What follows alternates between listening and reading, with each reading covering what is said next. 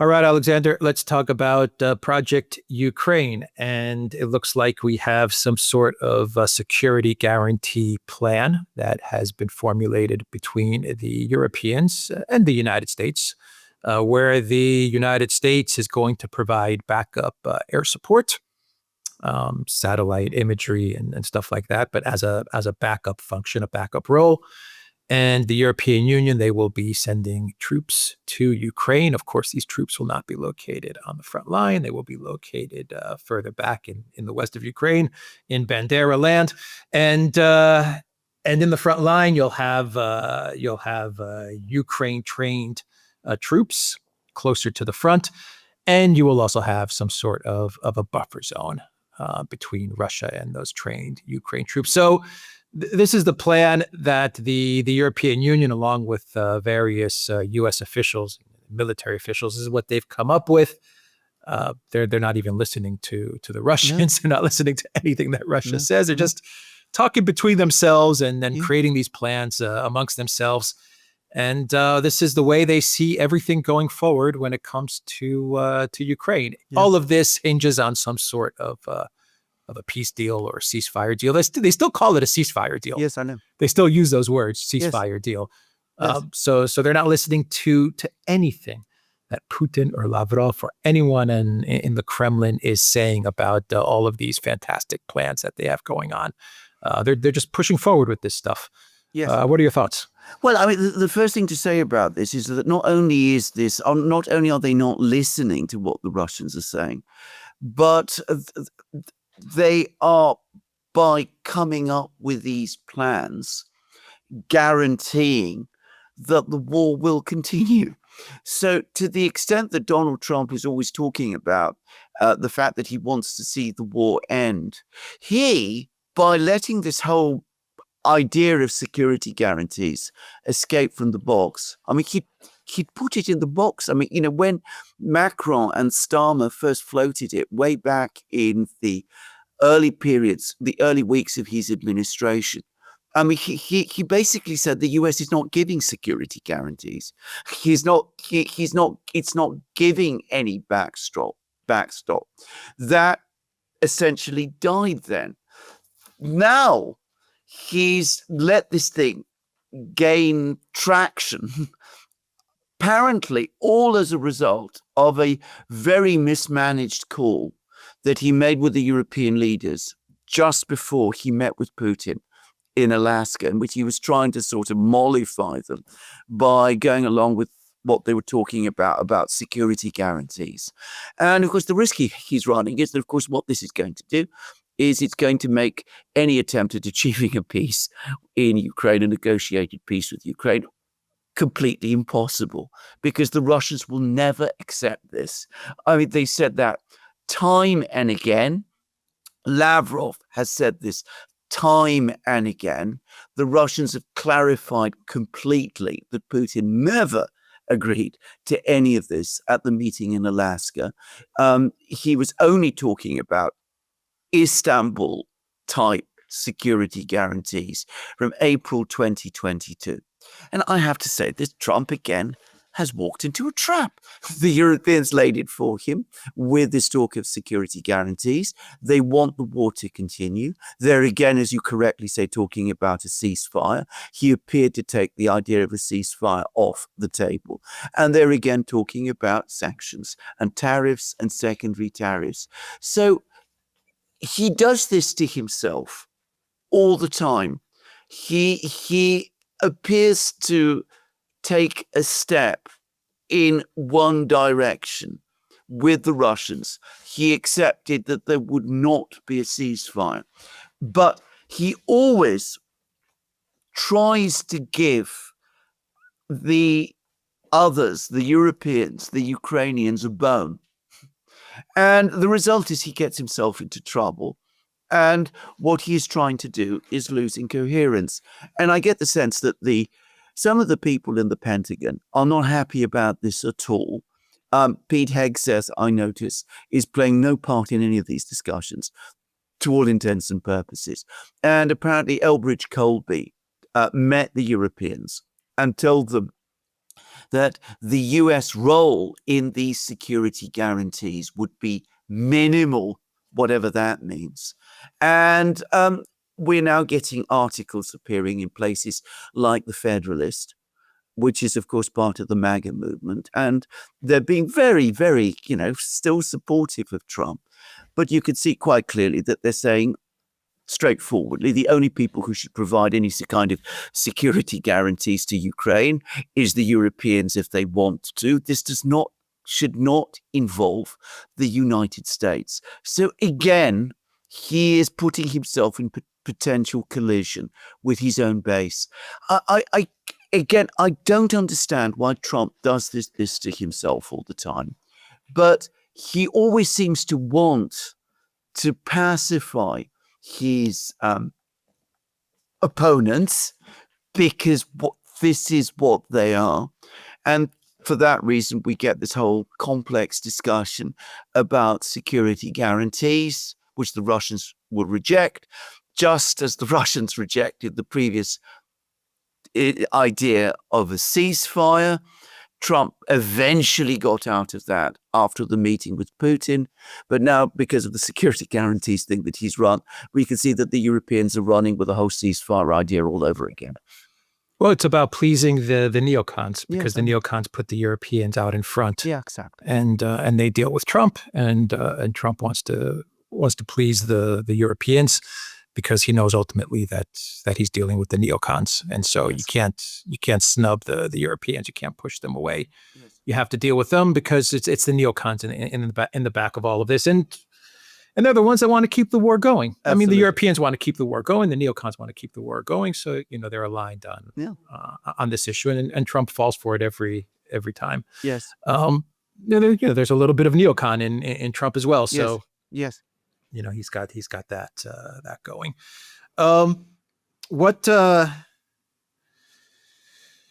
you see Russia doing or saying about all of this?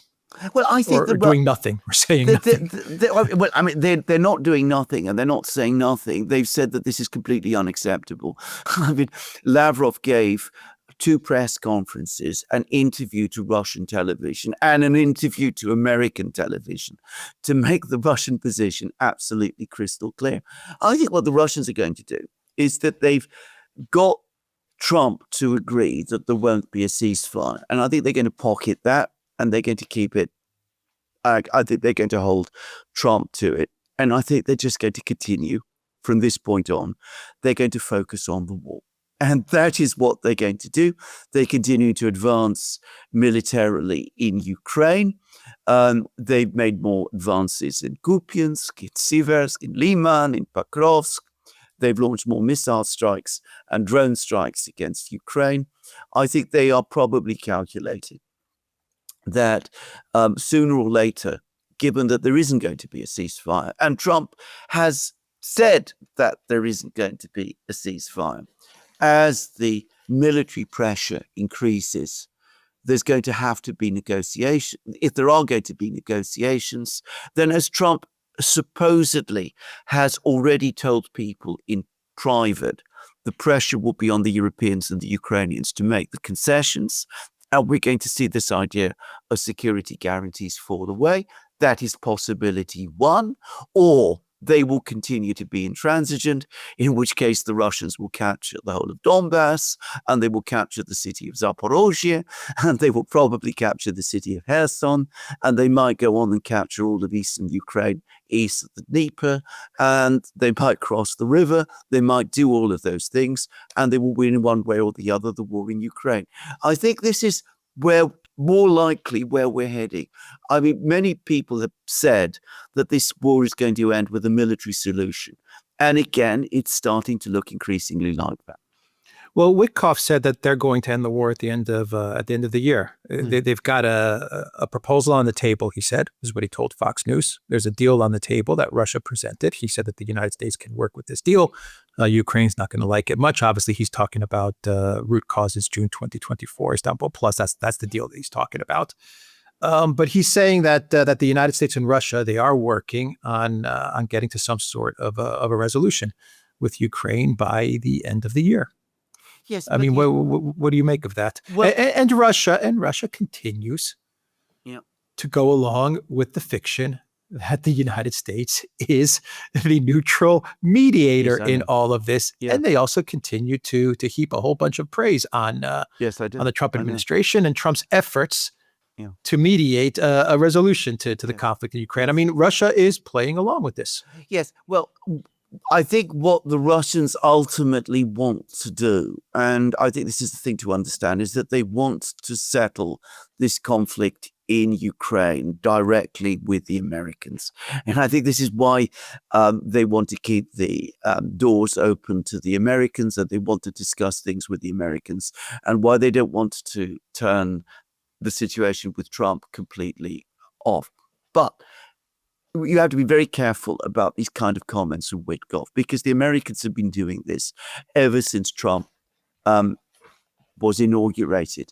They've said in the past that a ceasefire was almost agreed, that the terms of the ceasefire were almost agreed, that a ceasefire would happen next week or in 3 weeks or by April or by Easter.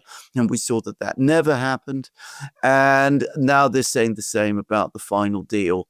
The Russians have made quite clear what sort of a deal they want, which is Istanbul Plus. And Istanbul Plus excludes the security guarantees that we're seeing being talked about now. The chances that that Europe goes into Ukraine, a bankrupt, in recession European Union going into Ukraine, led by the UK, which is about to get a bailout, possibly get a bailout from the IMF, and also led by France, which is also possibly about to get a bailout from the IMF. Not to mention, could possibly be seeing snap elections. What do you make of all of this talk, all of this this planning? Is this just about keeping busy? Is this just about distracting people's attention away from the tremendous catastrophic problems that these countries, all of them, the UK, Germany, France, they all have at home? All of these economic, migration, debt problems that they have.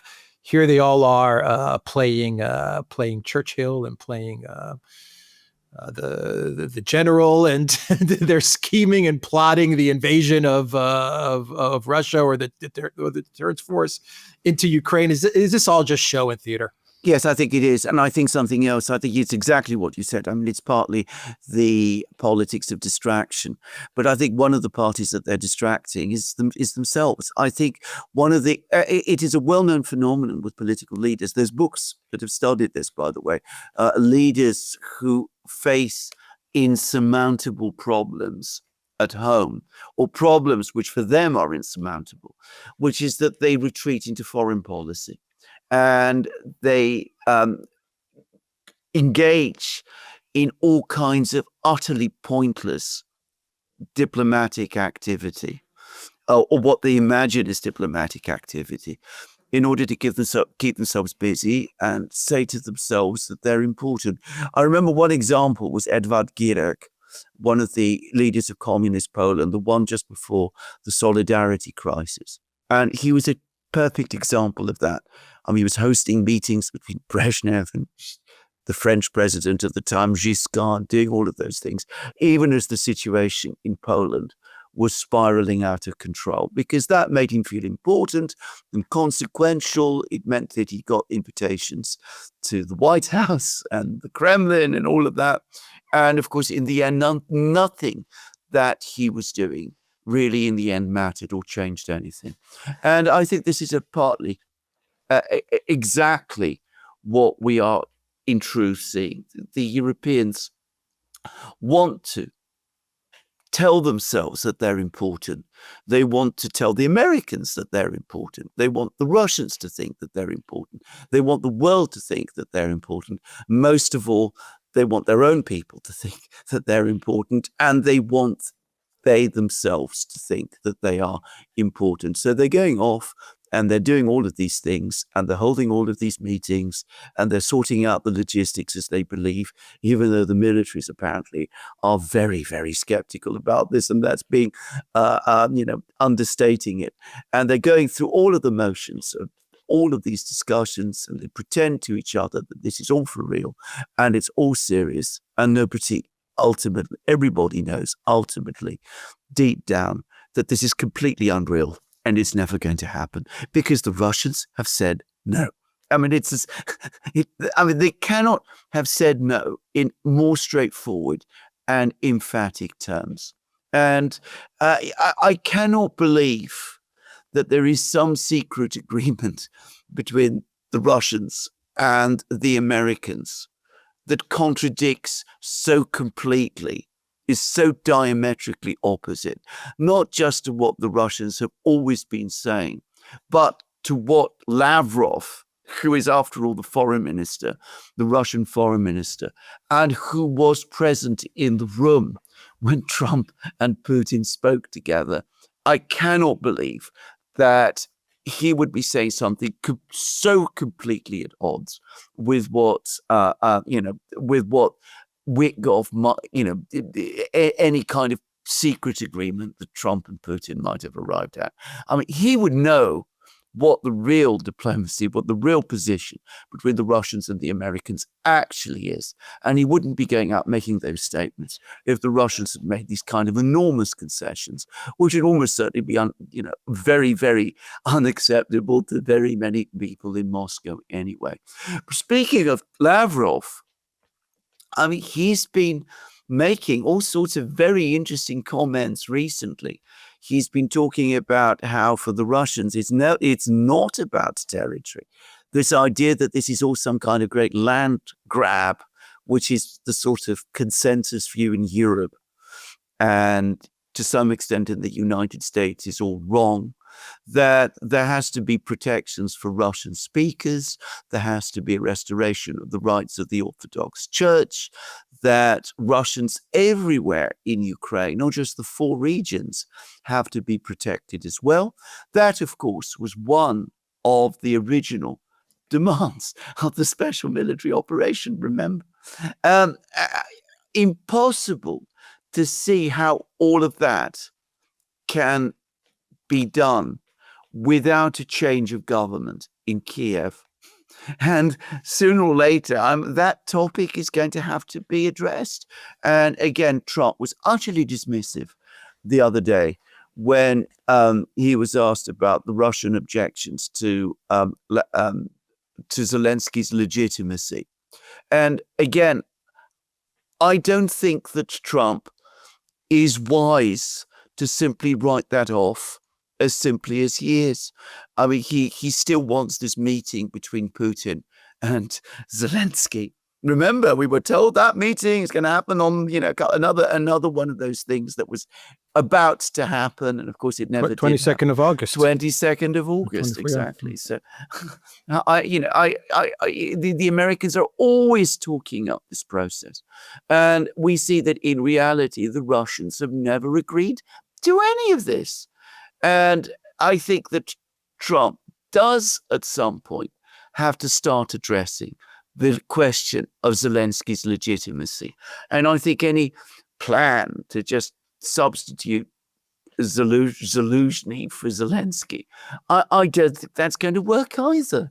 And I think people, if they really do want a negotiated solution to this conflict, which is, by the way, in everybody's interests, everybody's objective interests, not the people who are profiting from the grift you've been talking about, not from the people who want to keep the Ponzi scheme going, not those people, but, everybody's, the people of Europe, the people of the US, the people of Russia, the people of Ukraine, their objective interests would be to seek to get an agreed peace.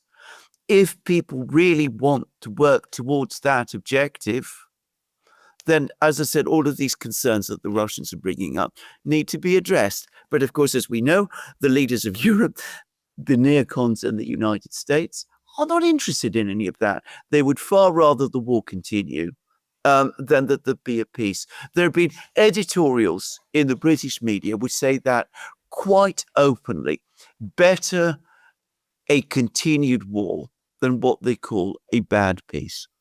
Yeah, definitely. They want to keep the war going. No doubt about it. And you know, Trump, by putting this new timeline, which is the end of the year, I see it as his way of saying, you know what, we're just going to also just kick the can down the road, because we don't have any solutions. We don't have any answers.